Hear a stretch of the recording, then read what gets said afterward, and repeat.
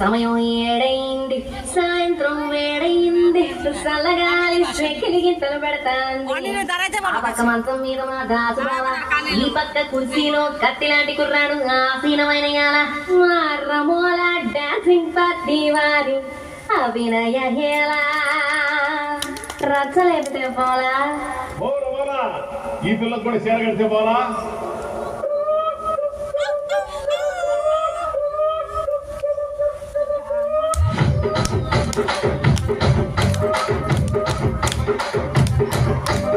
Rajahmundry Ragamanjari